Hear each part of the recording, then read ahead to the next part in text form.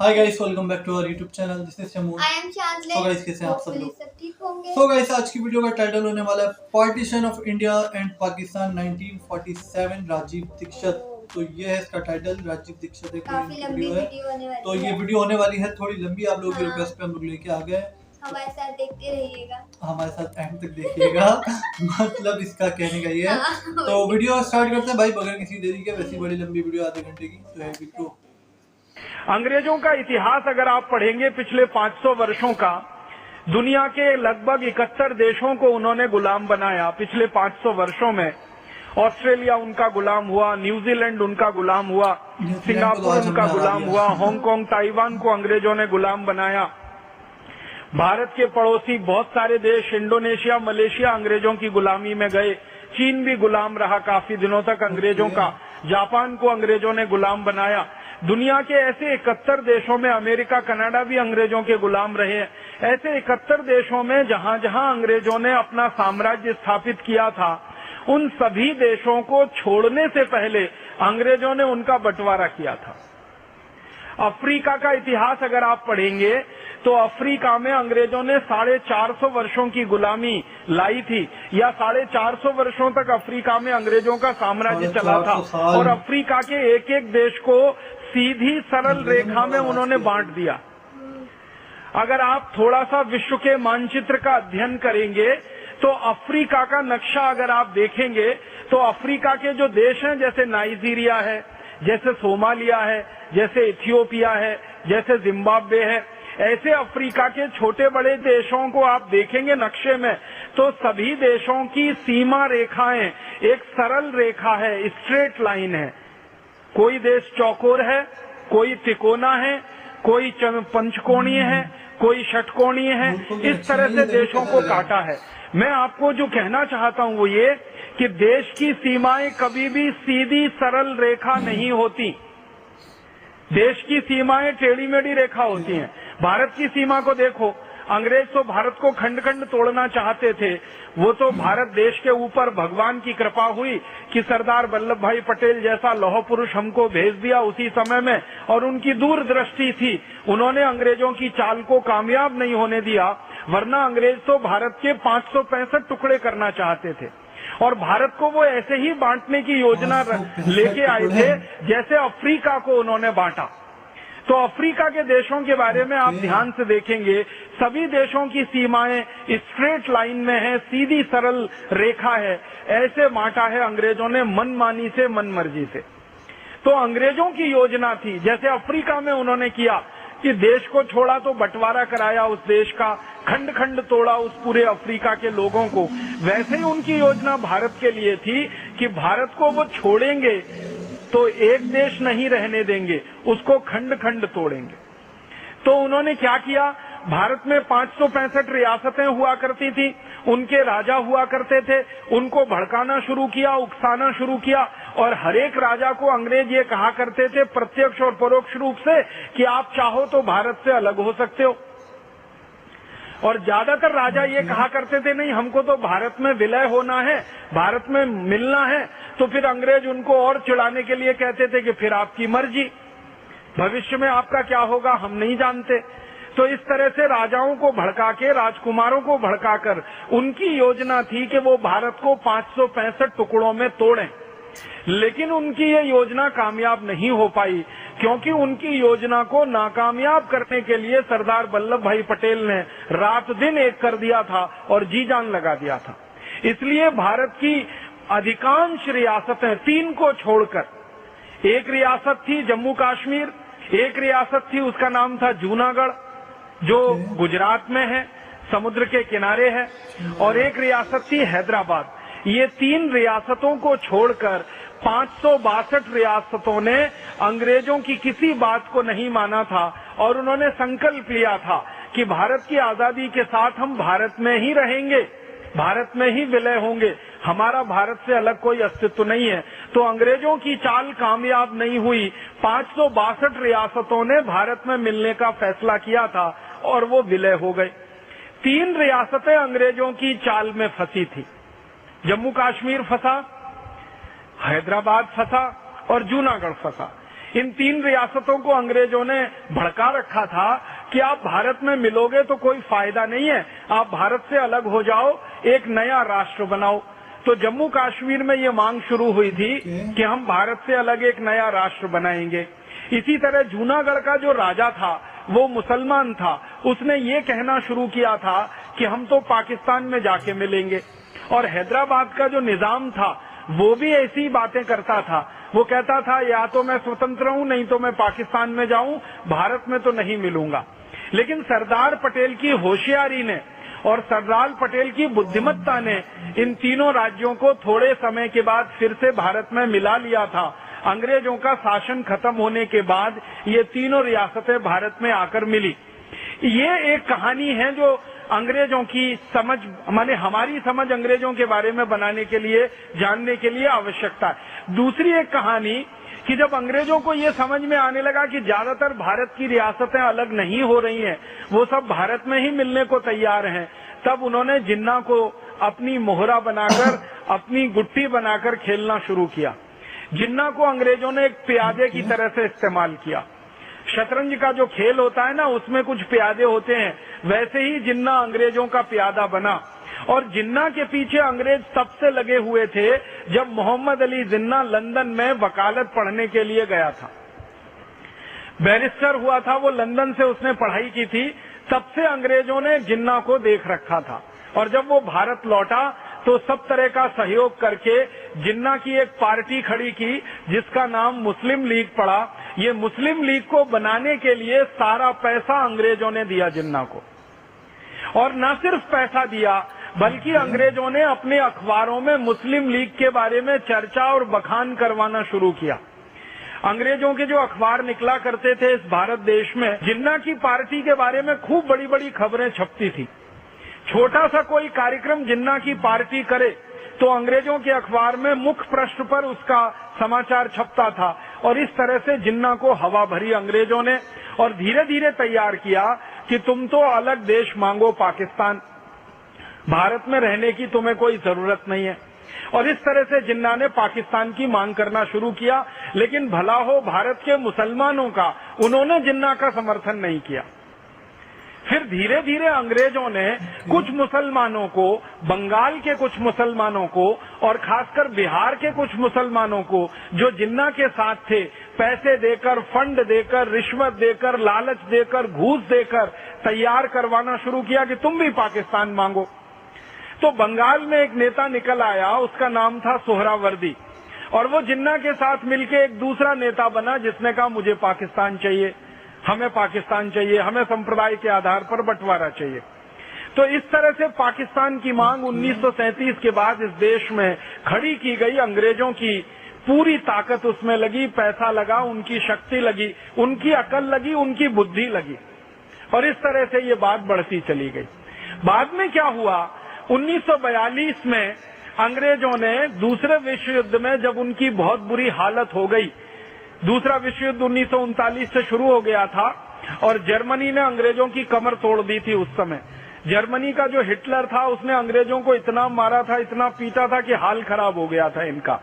बम गिराए थे इतने पूरे इंग्लैंड पर कि लाखों लोग मर गए थे, और यूरोप के और देश जो अंग्रेजों को मदद कर रहे थे वो भी पिट गए थे। तो अंग्रेजों की 1942 तक हालत बहुत खराब हो गई। तो अंग्रेजों ने परोक्ष रूप से ये कहना शुरू कर दिया कि शायद अब भारत में वो ज्यादा दिन नहीं रह पाएंगे या भारत में ज्यादा शासन नहीं कर पाएंगे। और 1945 में जब दूसरा विश्व युद्ध खत्म हो गया और अंग्रेजों की अर्थव्यवस्था पूरी तरह से ध्वस्त हो गई, तब तो अंग्रेजों ने खुलकर कहना शुरू कर दिया कि अब भारत छोड़कर वो चले जाएंगे। और 1946 में बाकायदा उसकी घोषणा हो गई और 47 में 15 अगस्त को वो चले गए। लेकिन जब 42 से अंग्रेजों का ये मन बन गया कि उनको भारत से चले जाना है, छोड़ देना है, तो उन्होंने भारत के नेताओं से बिना बताए हुए ट्रांसफर ऑफ पावर की बात करना शुरू किया। और उन नेताओं में बहुत महत्वपूर्ण उनके लिए जिन्ना था, और जिन्ना को फिर से उन्होंने यही बात समझाना कि अलग पाकिस्तान ले लो, अलग देश ले लो, तुम प्रधानमंत्री हो जाओगे, तुम ऐसे हो जाओगे, और ये सब चलना हो गया और आगे ये बढ़ता चला गया। अंत में ये हुआ, महात्मा गांधी एक बड़े नेता थे उस समय आजादी के आंदोलन के, उन्होंने एक संकल्प ले रखा था, वो ये कि भारत का बंटवारा होगा नहीं किसी भी कीमत पर। और महात्मा गांधी ने पूरे देश में ये ऐलान कर दिया था कि भारत बटेगा नहीं, भारत एक रहेगा, अखंड रहेगा। अगर भारत का बंटवारा कोई करना चाहता है तो उसको दिन में सपने देखना बंद कर देना चाहिए, मैं होने नहीं दूंगा। और एक दिन तो इतनी कठोर बात कही उन्होंने कि भारत का बंटवारा बाद में होगा, पहले मैं मरूंगा और मेरी लाश पे भारत का बंटवारा होगा। तो गांधी जी ने ये ऐलान कर रखा था। और आपको शायद मालूम है ये बात कि भारत के करोड़ों नागरिक गांधी जी के साथ थे, तो करोड़ों लोग भी गांधी जी के संकल्प के साथ थे। हिंदू हो, मुसलमान हो, सब लोग गांधी जी के साथ कहते थे कि हमें भी भारत का बंटवारा नहीं कराना है।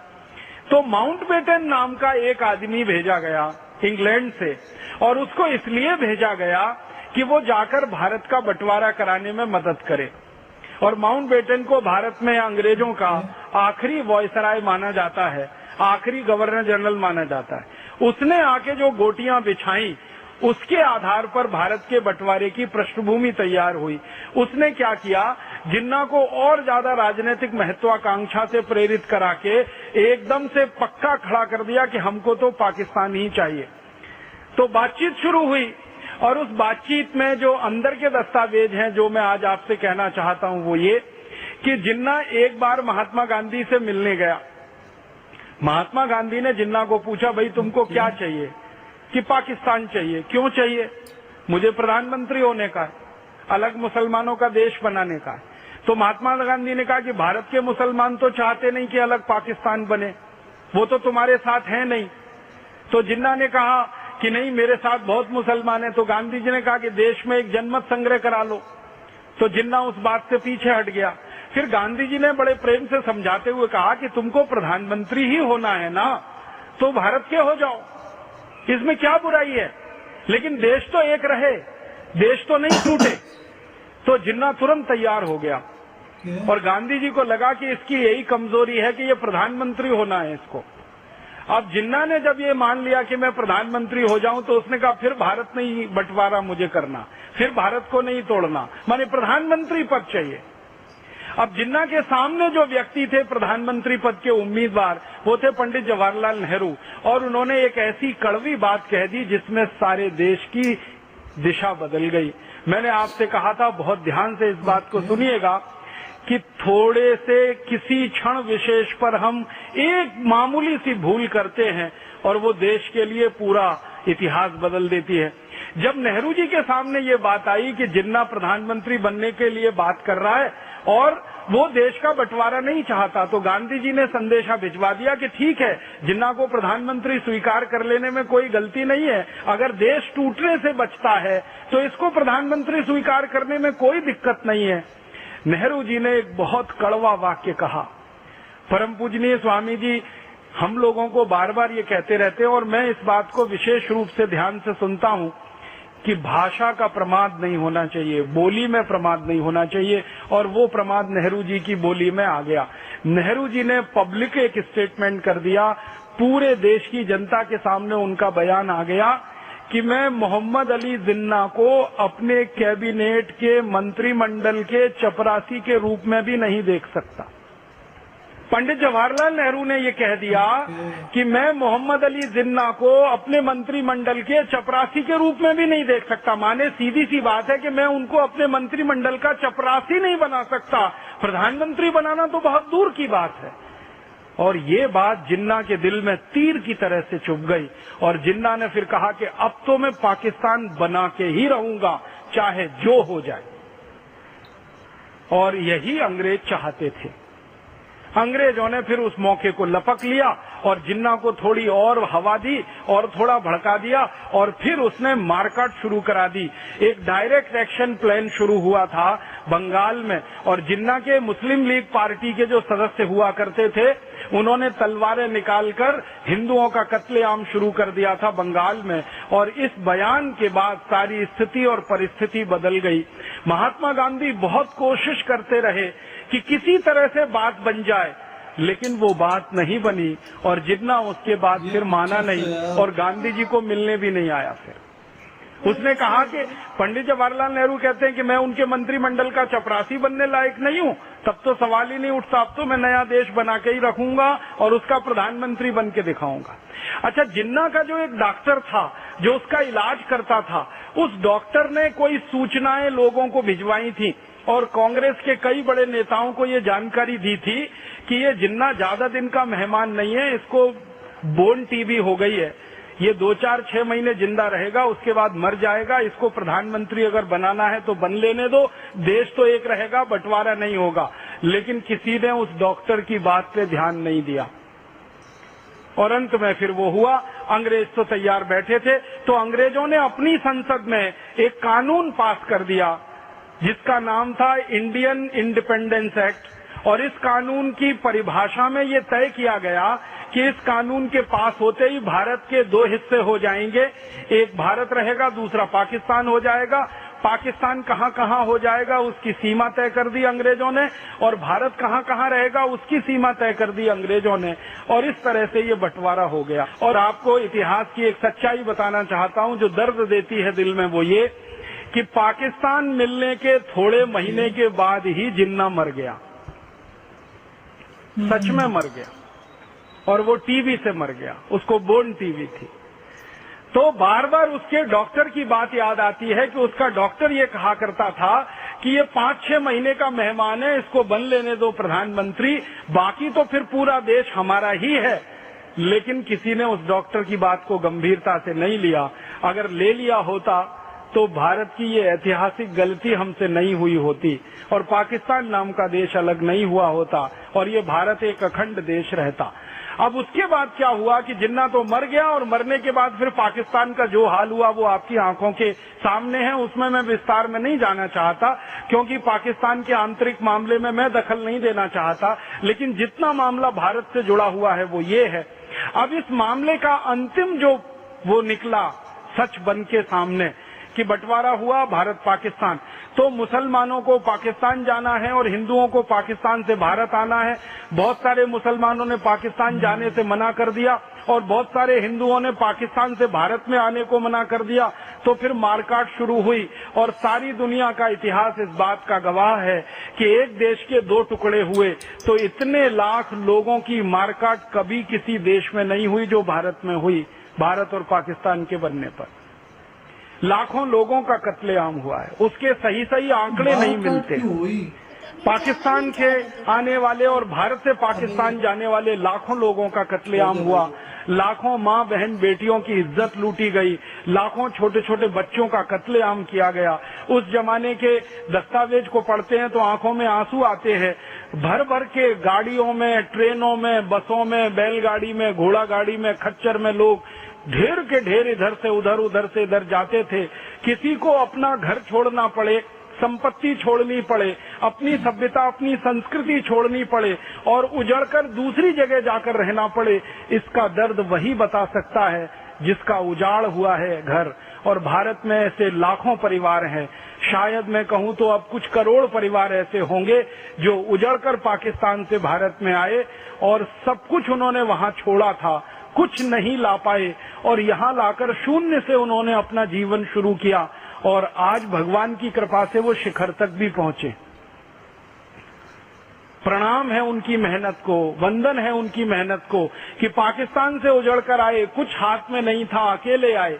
किसी की पत्नी छूट गई वहां पर, किसी का पिता छूट गया, किसी की बेटी छूट गई, किसी की बहन छूट गई, किसी की माँ छूट गई, किसी का कुछ छूटा, किसी का कुछ छूटा और किसी तरह से मारते पीटते भागते भूगते यहाँ आकर उन्होंने कहीं कहीं आशियाने बनाए और आशियाने बनाकर भारत देश को और अपनी इस मातृभूमि को उन्होंने मान लिया कि अब यही हमारी मातृभूमि है, यही कर्म भूमि है और उसकी सेवा में लग गए। और भगवान ने भी उनको उनकी मेहनत का फल दिया कि आज वो काफी अच्छे व्यवस्थित हैं। लेकिन ये बंटवारे का दर्द उनके दिल में जो टीस मारता रहता है, ये शायद कब जाएगा मालूम नहीं है। ये हमारी एक बहुत बड़ी ऐतिहासिक भूल थी। कुर्सी के एक पद के लिए, प्रधानमंत्री पद के लिए ऐसा सत्ता का समझौता नहीं हो सका जो सबको समावेश कर सके। और उसी में ये सारा खेल खेल लिया और अंग्रेजों ने आग में घी डाल दिया। उनका तो पहले से मन था कि पाकिस्तान को बनवाना ही है और ये हमारे देश में एक बड़ा उन्होंने विष का बीज बो दिया।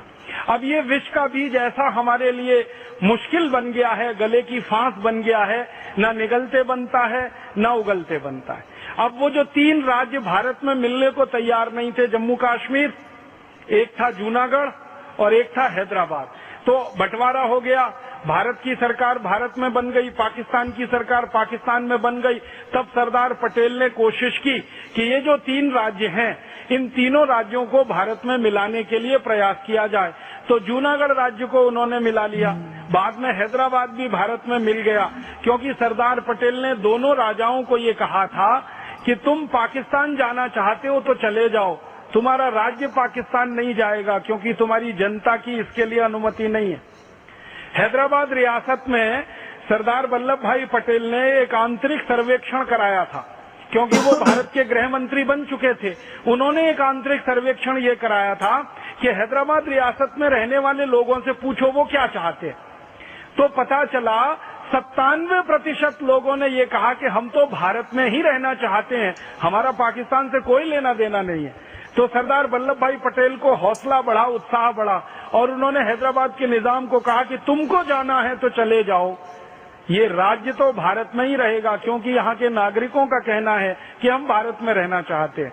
और हैदराबाद का निजाम फिर तैयार नहीं हुआ, तो एक दिन सरदार पटेल ने उनको संकेत में एक धमकी दी थी कि निजाम ये समझ लेना कि मैंने मेरे हाथों में चूड़ियां नहीं पहन रखी है, जब तक मैं तुम्हें झेल रहा हूं तब तक झेल रहा हूं। जिस दिन मेरे को ऐसा लगा कि अब सीमा खत्म हो गई है झेलने की, तो 2-4 घंटे ही लगेंगे, भारत की एयरफोर्स के जवान, भारत की सेना के जवान तुम्हारे हैदराबाद में उतरेंगे और एक झटके में पूरा हैदराबाद भारत में मिल जाएगा। और उसके समानांतर हैदराबाद रियासत में एक संग्राम चल रहा था, पूरी रियासत को भारत में मिलाओ, नागरिकों की तरफ से एक आंदोलन चल रहा था। और इस आंदोलन में बहुत बड़ी भूमिका थी आर्य समाज के नेताओं की। आर्य समाज के नेता पूरे हैदराबाद रियासत में उस समय सक्रिय थे और भारत के कुछ समाजवादी नेता जैसे श्री राम मनोहर लोहिया और उनकी एक बड़ी फौज, ये सब इस बात के लिए सक्रिय थे कि हैदराबाद को भारत में मिलाना है। तो हैदराबाद रियासत के गांव-गांव में ये नेता घूम घूम कर प्रचार कर रहे थे और जनता को समझा रहे थे कि आपको पाकिस्तान नहीं जाना है, भारत में रहना है। तो उसका फल मिला था, उस प्रचार का बहुत बड़ा फल मिला था। जनता ने ये फैसला कर लिया था कि हम तो भारत में ही रहेंगे। तो निजाम एक दिन फिर भाग गया भारत छोड़कर और भारत में पूरा हैदराबाद राज्य मिला लिया गया। और इसी तरह से जूनागढ़ का हुआ, जूनागढ़ का भी सारा का सारा राज्य इसी तरह से भारत में मिलाया गया।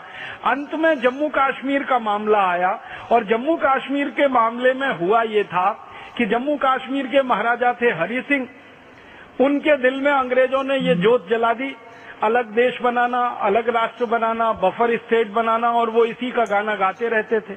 और अंग्रेजों के मन में था कि ये जम्मू कश्मीर तो अलग हो ही जाए जैसे पाकिस्तान अलग हुआ, और अंग्रेज उस आग में घी डाल रहे थे।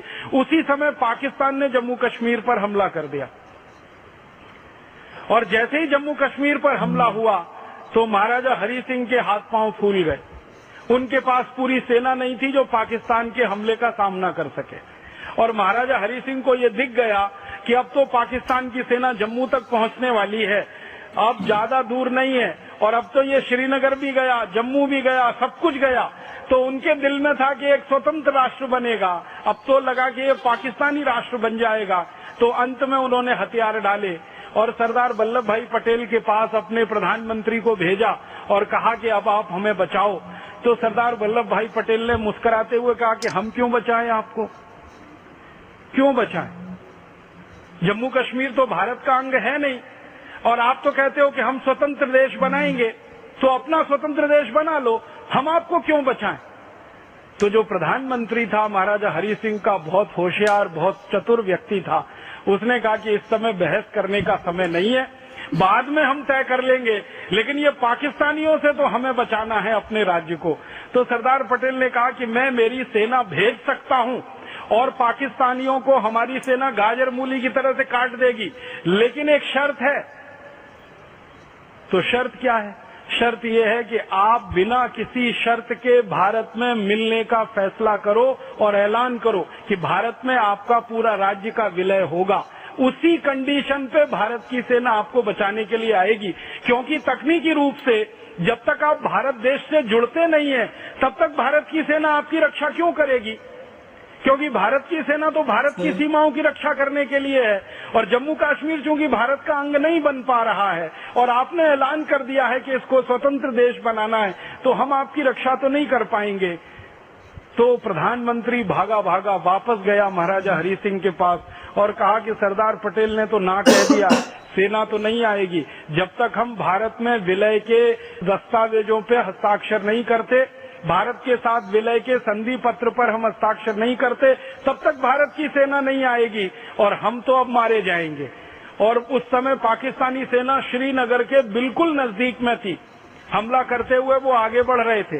कबायली लोग पाकिस्तानी सेना में भरपूर मदद कर रहे थे। तो महाराजा हरि सिंह ने फिर दस्तावेज पर हस्ताक्षर किए। भारत में जम्मू कश्मीर का विलय हुआ और जम्मू कश्मीर भारत का अभिन्न अंग बना। और सरदार पटेल के सामने जब ये दस्तावेज प्रस्तुत हो गए कि महाराजा हरि सिंह ने स्वीकार कर लिया है, तो फिर सरदार पटेल ने आदेश किया कि अब भारत की सेना जम्मू कश्मीर कूच करेगी। तो भारत की वायु सेना ने और थल सेना ने रातों रात 24 घंटे में जम्मू कश्मीर में जो ऑपरेशन चलाया वो दुनिया का सबसे अद्भुत ऑपरेशन था। हजारों सैनिक उतार दिए जम्मू कश्मीर में, और उन सैनिकों ने जो पराक्रम दिखाया वो भी दुनिया में अद्भुत था। आप कल्पना कर सकते हैं, श्रीनगर तक पाकिस्तान की सेना पहुंच चुकी हो। आप सोचो कहां तक आ गई सेना। वहां तक पाकिस्तान की सेना पहुंच चुकी हो, तब भारत की सेना ने एंट्री की थी, प्रवेश किया था, और प्रवेश करते करते गाजर मूली की तरह से पाकिस्तानियों को काट दिया था। और पाकिस्तानी फिर उल्टे पैर भागे वहां से, और भागते भागते भारत की सेना ने जब उनका पीछा किया तो पाकिस्तानी सीमा तक भारत की सेना पहुंच गई, और पाकिस्तानी सीमा का एक बड़ा हिस्सा भारत की सेना के कब्जे में आ गया। और भारत की सेना के कब्जे में आ गया तब भारत के सैनिक इतने उत्साह से भरे हुए थे, इतने जोश से भरे हुए थे कि भारत के प्रधानमंत्री को वो बार बार कह रहे थे कि आप कुछ करना मत, बस थोड़ी मोहलत और दे दो, लाहौर और कराची अब हमारे हाथ में आने वाला है, ये ज्यादा दूर नहीं है। लेकिन उसी समय फिर हमसे एक भूल हो गई, और उस भूल की चर्चा मुझे करनी है। वो भूल क्या हो गई? भारत के प्रधानमंत्री ने भारत के गृह मंत्री को बिना पूछे अपनी तरफ से युद्ध विराम की घोषणा कर दी। युद्ध विराम का नियम है कि जब युद्ध विराम की घोषणा की जाती है तो कैबिनेट की मीटिंग बुलानी पड़ती है, और उस मीटिंग में बात रखनी पड़ती है, और पूरी कैबिनेट उस पर सही माने और मंत्रिमंडल का सबका हाँ हो जाए, तब प्रधानमंत्री उसकी घोषणा कर सकता है। लेकिन प्रधानमंत्री महोदय ने ना तो कैबिनेट की मीटिंग बुलाई, ना उनकी सहमति ली, उन्होंने अपने मन से घोषणा कर दी। और वो घोषणा भी उन्होंने ऐसे नहीं कि लोगों के सामने, रेडियो पे जाके कर दी। दिल्ली का ऑल इंडिया रेडियो स्टेशन है, वहां गए और जाकर घोषणा कर दी, और अपनी तरफ से दुनिया भर को ये कह दिया कि हम संयुक्त राष्ट्र संघ की मध्यस्थता में इस जम्मू कश्मीर के मामले को हल करेंगे। माने संयुक्त राष्ट्र महासंघ आए और हमारे और पाकिस्तान के बीच में चौधरी बनकर बैठे, और इसका फैसला वो ये करे कि जम्मू कश्मीर भारत में रहेगा कि पाकिस्तान में रहेगा। जब पहले से ही जम्मू कश्मीर के महाराजा ने ये बोल दिया था, हस्ताक्षर कर दिए थे, दस्तावेज उसके मौजूद हैं कि वो तो भारत में विलय कर चुके हैं, तो भारत के प्रधानमंत्री को ये कहने का कोई बात नहीं बनती कि भारत के और पाकिस्तान के बीच में जम्मू कश्मीर को हम एक डिस्प्यूटेड एरिया मानते हैं, विवादित क्षेत्र मानते हैं, और इसका फैसला संयुक्त राष्ट्र महासंघ में होगा। बस वहीं से ये एक छोटा सा बयान हमारे गले की फांस बन गया और हड्डी बन गया। अब पाकिस्तान बार बार इसी को कहता रहता है कि भारत ने तो बोला है जम्मू कश्मीर डिस्प्यूटेड एरिया है, विवादित क्षेत्र है, और भारत ने तो बोला है कि इसका फैसला संयुक्त राष्ट्र महासभा के द्वारा होगा। तो संयुक्त राष्ट्र महासभा के लोग आए, जम्मू कश्मीर में रहें, भारत की सेना वहां से हटाई जाए, पाकिस्तान की सेना भी वहां ना रहे और जम्मू कश्मीर में एक जनमत संग्रह कराया जाए और वो जनमत संग्रह के आधार पर जो तय हो उससे तय किया जाए कि जम्मू कश्मीर भारत में रहेगा कि पाकिस्तान में रहेगा। अब तकनीकी बात जो मैं कह रहा हूं कि वो पहले विलय हो चुका था जम्मू कश्मीर का, तो ये प्रश्न ही नहीं उठना चाहिए था, लेकिन वो एक बड़ी भूल हो गई और उसी भूल ने जम्मू कश्मीर को विभाजित क्षेत्र अंतर्राष्ट्रीय दुनिया में बना रखा है। भले हमारे लिए जम्मू कश्मीर भारत का अंग है, लेकिन संयुक्त राष्ट्र महासभा के लिए जम्मू कश्मीर एक विवादित क्षेत्र है और विवादित क्षेत्र में चौधरियों को घुसने का, दखल करने का अधिकार है। तो जम्मू कश्मीर के मामले में संयुक्त राष्ट्र को भी दखल करने का अधिकार। कमाल की वीडियो थी यार, मतलब पूरी हिस्ट्री हम लोगों को पता चल गई, पाकिस्तान अलग कैसे हुए, क्या क्या हुआ और कैसे अंग्रेज जो है भारत के 555 या 56 टुकड़े करना चाहता था। क्योंकि अंग्रेज के लिए जो है ये फायदा था, जाहिर सी बात है कि वो चाहते थे कि भारत के टुकड़े टुकड़े हो जाए और जो है वो बढ़ जाए, छोटे छोटे मुल्क बन जाए, तो एक इतनी पावरफुल कंट्री नहीं रहेगी जैसे आज इंडिया है। 2 टुकड़े हुए इंडिया के और आज इकोनॉमी में इंडिया अपना यूके से भी आगे जा चुका है। तो वही उनकी प्लानिंग थी, जैसे उन्होंने बताया कि अफ्रीका के देशों को उन्होंने टुकड़ों में जो है बांटा, पत्नी उनके कितने टुकड़े किए, अफ्रीका के कितने टुकड़े किए, और जैसे ही वो भारत के करना चाहता था, मगर जो है फिर ये सारी स्टोरी बताई कि राजाओं का बताया कि कौन कौन जो है और ये बताया अलग कि होने के, पाकिस्तान अलग होते ही वो जीना का इंतकाल हो गया। हाँ वो जो है अपना पत्नी कौन से वो एक डॉक्टर अपना क्या नाम है कांग्रेस के नेता, जिन्होंने जो है उन्होंने बोल दिया कि जो है कि जो है मैं जो है जिन्ना को जो है अपने चपरासी के रूप में ना देखूं, फिर वो जो है इंडिया के लिए हुआ।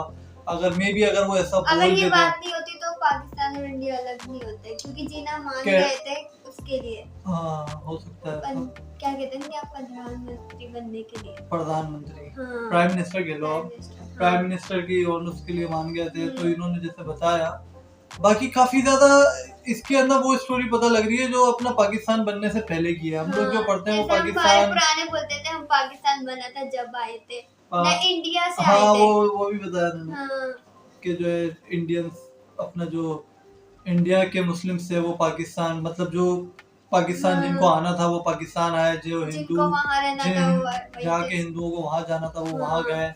तो इसमें खून खराबे भी बहुत हुई। ये खून खराबा क्यों हुआ ये मुझे नहीं समझ आती है, क्यों हुआ ये सब मारपीट। पाकिस्तान जाने पे हुआ, लेकिन ये खून खराबा में समझ दोनों साइड से हुआ था, दोनों साइड से, पता नहीं क्या।